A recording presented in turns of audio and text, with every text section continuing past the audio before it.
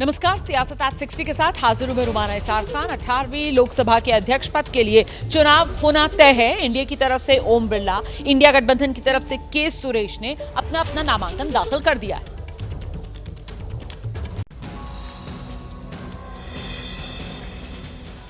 अठारहवीं लोकसभा के अध्यक्ष पद के लिए एनडीए के ओम बिरला और विपक्ष के सुरेश के बीच टक्कर होगी। ओम बिरला को एनडीए की तरफ से लोकसभा अध्यक्ष पद का उम्मीदवार बनाया है। पीएम मोदी की मौजूदगी में ओम बिरला ने लोकसभा अध्यक्ष पद के लिए नामांकन किया। सत्ता पक्ष की तरफ से रक्षा मंत्री राजनाथ सिंह और संसदीय कार्य मंत्री किरेन रिजिजू को स्पीकर पद को लेकर आम सहमति बनाने की जिम्मेदारी सौंपी गई थी। रक्षा मंत्री राजनाथ सिंह ने कांग्रेस अध्यक्ष मल्लिकार्जुन खड़गे से बात की और अध्यक्ष का चुनाव सर्वसम्मति से कराने की अपील की। राजनाथ सिंह ने कहा कि निर्विरोध चुने जाने की परंपरा कायम रहनी चाहिए। बाद में विपक्ष की तरफ से केसी वेणुगोपाल और टीआर बालू राजनाथ सिंह से मिलने पहुंचे। मुलाकात के बाद केसी वेणुगोपाल ने कहा कि एनडीए ने डिप्टी स्पीकर पद को लेकर अपनी राय साफ नहीं की है। डिप्टी स्पीकर के पद पर सहमति नहीं बनने के बाद कांग्रेस सांसद के सुरेश को विपक्ष ने अपना उम्मीदवार बनाया।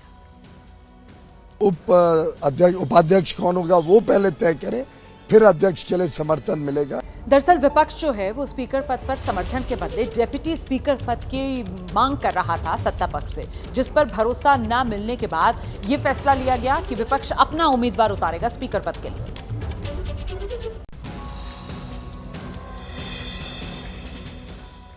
लोकसभा अध्यक्ष के लिए ओम बिरला के नाम का समर्थन करने के बदले में विपक्ष डिप्टी स्पीकर पद की मांग कर रहा था। विपक्षी नेताओं का कहना था कि लोकसभा का डिप्टी स्पीकर पद विपक्ष को दिए जाने की परंपरा है। ऐसे में सरकार को डिप्टी स्पीकर का पद विपक्ष को देना चाहिए। अखबार में लिखा है कि प्रधानमंत्री ने कहा है कि ऑपोजिशन को कंस्ट्रक्टिवली सरकार के साथ कोऑपरेट करना चाहिए। कन्वेंशन ये है कि डिप्टी स्पीकर ऑपोजिशन को मिलना चाहिए। राजनाथ सिंह जी ने कल शाम कहा था कि वो खारगे जी को कॉल रिटर्न करेंगे। अभी तक राजनाथ सिंह जी ने खारगे जी का कॉल रिटर्न नहीं किया है। नरेंद्र मोदी जी कोई कंस्ट्रक्टिव कोऑपरेशन नहीं चाहते हैं। अभी सब सामने आ रही चीजें, जो विपक्ष की मांग यही थी कि उपाध्यक्ष विपक्ष का हो। जो हमारी राय पार्टी की है वो है कि उपाध्यक्ष विपक्ष का हो और बाकी बातें अभी सब सामने आ जाए। आज इमरजेंसी की बरसी के मौके पर बीजेपी की तरफ से डार्क डेज ऑफ डेमोक्रेसी कार्यक्रम मनाया जा रहा है, जिसके जरिए बीजेपी कांग्रेस को कटघरे में खड़ा कर रही है। पीएम मोदी ने सोशल मीडिया प्लेटफॉर्म एक्स पर पोस्ट कर आपातकाल के खिलाफ लड़ाई लड़ने वालों को याद किया।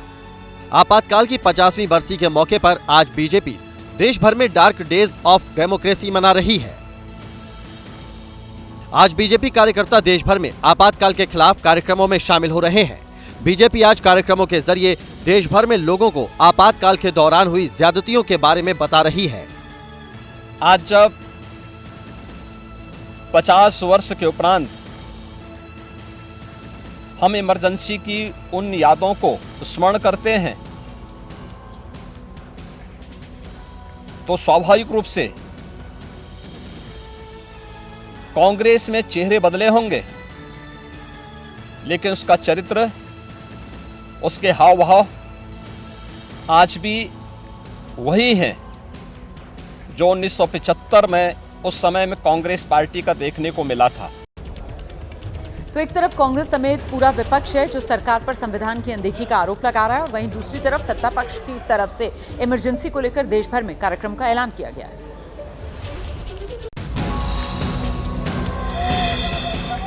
18वीं लोकसभा के पहले सत्र के पहले दिन विपक्ष ने जिस अंदाज में संसद परिसर में प्रदर्शन किया और संविधान बचाने का नारा लगाया, उसके बाद बीजेपी आज आपातकाल को लेकर कांग्रेस को घेर रही है। आपातकाल की 50वीं बरसी के मौके पर आज देश भर में बीजेपी नेता आपातकाल पर प्रेस कॉन्फ्रेंस कर रहे हैं। आपातकाल में हुई ज्यादतियों की याद दिलाने के लिए आज बीजेपी देश भर में कार्यक्रम कर रही है। बीजेपी मुख्यालय में आपातकाल पर हुए कार्यक्रम में बीजेपी अध्यक्ष जेपी नड्डा समेत पार्टी के दिग्गज नेता शामिल हुए। मेरा संदेश यही है, हमारा देश में एक लोकतंत्र का कलंक ये आपातकाल में हुआ है। दिल्ली जल संकट के हल के लिए अनिश्चितकालीन अनशन कर रही दिल्ली की जल मंत्री आतिशी की तबीयत बिगड़ने के बाद एलएनजेपी में उन्हें भर्ती कराया गया। अब उन्होंने अपना अनशन खत्म कर दिया है। पानी के लिए अनशन कर रही आतिशी की तबीयत सोमवार देर रात बिगड़ गई। तबीयत बिगड़ने के बाद आतिशी को तत्काल LNJP अस्पताल ले जाया गया। 21 जून से आतिशी अनिश्चितकालीन पानी सत्याग्रह अनशन पर बैठी थी। आम आदमी पार्टी के नेताओं ने बताया कि आतिशी का ब्लड शुगर लेवल आधी रात को गिरकर 43 पर आ गया और सुबह 3 बजे तक गिरकर 36 पर पहुंच गया। डॉक्टर्स ने आतिशी को तत्काल इलाज के लिए अस्पताल ले जाने की सलाह दी। 46 उनकी शुगर लेवल आई थी और उसके बाद उनकी पोर्टेबल मशीन से ली तो उनकी 36 तक शुगर लेवल आई, जो कि अच्छी नहीं है। अनशन के चौथे दिन चेकअप के बाद डॉक्टर्स ने आतिशी को अस्पताल में भर्ती कराने की सलाह दी थी, लेकिन आतिशी ने अस्पताल जाने से इनकार कर दिया था।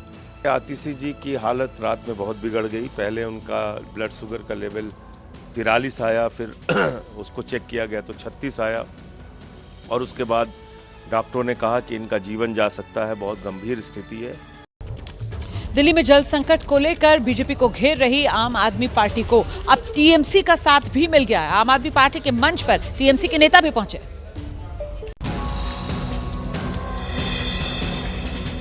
पानी के लिए अनशन कर रही आतिशी का समर्थन करने तृणमूल कांग्रेस के नेता पहुंचे। टीएमसी नेताओं ने कहा कि बीजेपी रिवेंज पॉलिटिक्स कर रही है। मोदी जी को कहते अब तो शर्म कीजिए मोदी जी, आप कोई भीख नहीं दे रहे।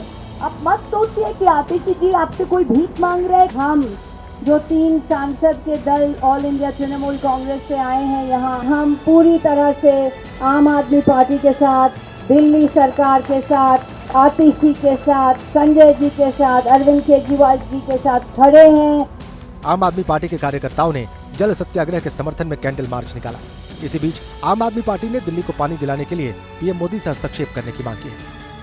ये कोई छोटी आपात की स्थिति दिल्ली में नहीं है, ये बहुत बड़ी आपात की स्थिति है। 50 डिग्री टेम्परेचर में, इतनी भीषण गर्मी में आप दिल्ली के लोगों का पानी रोक रहे हैं। ऐसी निर्दयता, ऐसी क्रूरता, ऐसा अमानवीय व्यवहार दिल्ली के लोगों के साथ। दिल्ली में आज भी पानी का संकट बरकरार है। ऐसे में टैंकर के जरिए पानी पहुंचाने की कोशिशें की जा रही हैं, लेकिन समस्या का समाधान नहीं निकल पा रहा है। ये तस्वीरें दिल्ली के ओखला इलाके की हैं।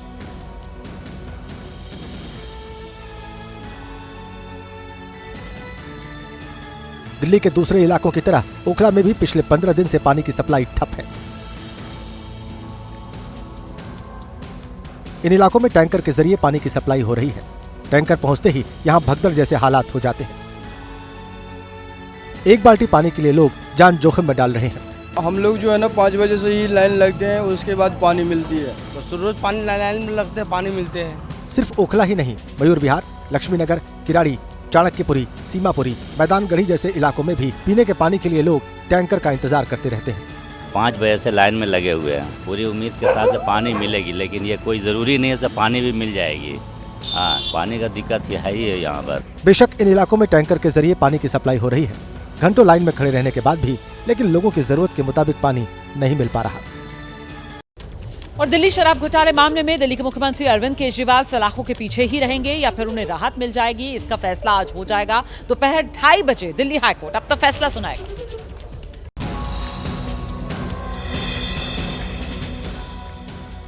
दिल्ली के सीएम अरविंद केजरीवाल को राउज एवेन्यू कोर्ट से मिली जमानत बरकरार रहती है या नहीं, इस पर दिल्ली हाईकोर्ट आज फैसला सुनाएगा। आज दोपहर 2:30 बजे दिल्ली हाईकोर्ट का फैसला आएगा। केजरीवाल की जमानत के खिलाफ ईडी ने दिल्ली हाईकोर्ट में याचिका दायर की है। राउज एवेन्यू कोर्ट ने 20 जून को केजरीवाल को जमानत दी थी, लेकिन ईडी की याचिका पर हाईकोर्ट ने 21 जून को राउज एवेन्यू कोर्ट के आदेश पर स्टे लगा दिया था। 21 जून को दिल्ली हाईकोर्ट ने दोनों पक्षों की दलील सुनी थी। उस दिन दिल्ली हाईकोर्ट ने फैसला आने तक केजरीवाल की रिहाई पर रोक लगा दी थी। केजरीवाल की जमानत का विरोध करते हुए ईडी ने दिल्ली हाईकोर्ट में कहा है, ट्रायल कोर्ट की वेकेशन बेंच के सामने जो भी जरूरी दस्तावेज रखे गए थे, बेंच ने उन पर ध्यान देना जरूरी नहीं समझा। शराब घोटाले में अरविंद केजरीवाल के खिलाफ पुख्ता सबूत है। दिल्ली शराब घोटाले से जो काला धन जमा हुआ था, उसमें आम आदमी पार्टी की बड़ी हिस्सेदारी थी। केजरीवाल ने दिल्ली हाईकोर्ट में अपने जवाब में कहा है कि ईडी के पास एक भी सबूत नहीं है। उत्तराखंड में 2 विधानसभा सीटों पर उपचुनाव होना है। 10 जुलाई को मतदान होगा, जिसके लिए बीजेपी तैयारियों में जुटी। दिल्ली में केंद्रीय मंत्री अजय टम्टा के घर आज उत्तराखंड बीजेपी के नेताओं की अहम बैठक होगी। आज रात 8 बजे होने वाली इस बैठक में उत्तराखंड के मुख्यमंत्री पुष्कर सिंह धामी, उत्तराखंड बीजेपी के प्रदेश अध्यक्ष महेंद्र भट्ट, उत्तराखंड बीजेपी के प्रदेश प्रभारी दुष्यंत गौतम, बीजेपी के राष्ट्रीय संगठन महामंत्री बीएल संतोष, उत्तराखंड से बीजेपी के सभी 5 लोकसभा सांसद, उत्तराखंड से बीजेपी के सभी 3 राज्यसभा सांसद मौजूद रहेंगे। बैठक में उत्तराखंड में विधानसभा की 2 सीटों पर हो रहे उपचुनाव को लेकर रणनीति बनेगी। उत्तराखंड में चमोली गढ़वाल की बद्रीनाथ और हरिद्वार की मंगलौर सीट पर उपचुनाव हो रहा है। यहां 10 जुलाई को मतदान होना है। लोकसभा चुनाव में सूबे की सभी 5 सीटें जीतने के बाद बीजेपी का फोकस अब विधानसभा उपचुनाव में दोनों सीटें जीतने पर है। आज दिल्ली में हो रही बैठक में विधानसभा उपचुनाव के साथ ही निकाय और पंचायत चुनाव को लेकर भी चर्चा होगी। नीट परीक्षा रद्द किए जाने की मांग को लेकर आज भी सड़क पर प्रदर्शन जारी रहा। उत्तर प्रदेश की राजधानी लखनऊ में समाजवादी पार्टी के कार्यकर्ता सड़क पर उतरे। समाजवादी पार्टी के कार्यकर्ता विक्रमादित्य मार्ग वहां पर जमा हुए हैं। अब देखिए बैरिकेडिंग लगी हुई है और पुलिस बल बड़ी संख्या में यहाँ पर तैनात किया गया है। 3-3, 4-4 डीसीपीस की ड्यूटी लगाई गई। कई थानों का फोर्स है, कई सारी पीएससी को यहाँ पर लाया गया, वाटर कैनन लगाए गए हैं। उम्मीद की जा रही थी कि यहाँ बड़ा प्रदर्शन होगा, बड़ा प्रदर्शन हुआ भी। बड़ी संख्या में समाजवादी पार्टी के पदाधिकारियों की गिरफ्तारी हुई, लेकिन अब यहाँ से बैरिकेडिंग हटा करके इस रास्ते को, इस यातायात को सामान्य किया जाए। जो विक्रमादित्य मार्ग है ये बड़ा अहम रास्ता है लखनऊ का। यहाँ पर अखिलेश यादव का आवास है, वो सामने की तरफ अखिलेश यादव का आवास है। इसके अलावा यही जो रास्ता आगे की ओर मेरे जा रहा है ये समाजवादी पार्टी का प्रदेश मुख्यालय। और देखिए यहाँ से जो कार्यकर्ता जो बचे खुचे थे उनको यहाँ से हटाया जा रहा है, क्योंकि बड़ी संख्या में, सैकड़ों की संख्या में मैं कहूँगा कि यहाँ से समाजवादी पार्टी के कार्यकर्ताओं की गिरफ्तारी की गई है। और अब इस धरना प्रदर्शन को समाप्त किया जा रहा है। सभी की मांग थी कि जो नीट परीक्षा है उसमें जो धांधलियाँ हो रही हैं उनको समाप्त किया जाए। और देखिए नीट पेपर लीक मामले में महाराष्ट्र पुलिस ने लातूर से 2 और लोगों को गिरफ्तार किया है, जिन दोनों के तार पहले से गिरफ्तार जलील पठान से जुड़े हैं। महाराष्ट्र के लातूर में पुलिस ने नीट पेपर लीक केस में 2 और लोगों को गिरफ्तार किया है। ये दोनों पेपर लीक केस के आरोपी जलील पठान के निर्देश पर काम करते थे। ये दोनों नीट परीक्षा में बच्चों के नंबर बढ़ाने का दावा करते थे। नंबर बढ़ाने के लिए पहले 50,000 एडवांस लिया जाता था। काम पूरा होने पर 5 लाख रुपए लिए जाते थे। पुलिस हिरासत में लिए गए दोनों लोगों से पूछताछ कर पता लगाने की कोशिश हो रही है कि आखिर ये लोग कैसे ऑपरेट करते थे और नीट का पेपर देने वाले छात्रों के नंबर बढ़ाने का दावा करते थे। पुलिस ने इन दोनों के मोबाइल फोन फॉरेंसिक जांच के लिए भेज दिए हैं। महाराष्ट्र की पुलिस अब इस मामले में कुछ अभिभावकों से भी पूछताछ की तैयारी कर रही है। बिहार, गुजरात और राजस्थान में नीट परीक्षा में धांधली से जुड़े 5 केसेस को टेक ओवर कर लिया है। इन सभी केसेस की फाइल सीबीआई ने लोकल पुलिस से लेकर जांच शुरू कर दी है। इन 5 में से मुख्य केस बिहार में पेपर लीक कॉन्स्पिरेसी से जुड़ा है। गुजरात और राजस्थान का केस नीट परीक्षा में कैंडिडेट की जगह किसी और को एग्जाम दिलवाने और चीटिंग कराने से जुड़ा है। और नीट पेपर लीक की जांच सीबीआई ने तेज कर दी है और इसी सिलसिले में पटना के एसएसपी से भी सीबीआई जानकारी जुटा रही है। नीट के पेपर सबसे पहले झारखंड में हजारीबाग के ओएसिस स्कूल के सेंटर से लीक हुआ था। बिहार यूयू की टीम ने ओएसिस स्कूल के कर्मचारियों से पूछताछ की है। ओएसिस स्कूल का कहना है कि उनके सेंटर पर गड़बड़ी नहीं हुई थी। सूत्रों के मुताबिक ब्लू डार्ट कुरियर सर्विस से नीट का पेपर एसबीआई हजारीबाग पहुंचा था। सूत्रों के मुताबिक ट्रांसपोर्टेशन के दौरान ही पेपर लीक हुआ। सूत्रों के मुताबिक ई रिक्शा के जरिए ब्लू डार्ट कुरियर सर्विस ने हजारीबाग के बैंक को प्रश्न पत्र पहुंचाया था। जो ब्लू डार्ट कुरियर कंपनी है वो भी जांच के दायरे में आ गई है। देखिए हजारीबाग में हम उसी कुरियर कंपनी के कार्यालय के ठीक बाहर खड़े हैं। यहाँ से ईओयू की टीम कुछ अहम कागजात जब्त करके ले गई है। ऐसी बातें सामने आ रही हैं कि नीट का प्रश्न पत्र रांची बैंक के लॉकर से निकलने के बाद ब्लू डार्ट कुरियर सर्विस के जरिए हजारीबाग लाया गया। बिहार की ईओयू की टीम ने हजारीबाग के नूतन नगर में ब्लू डार्ट कुरियर सर्विस के कार्यालय में जांच की है। यहाँ के कर्मचारियों से पूछताछ की गई है। रांची के ब्लू डार्ट कुरियर ऑफिस से भी कर्मचारियों को बुलाया गया था।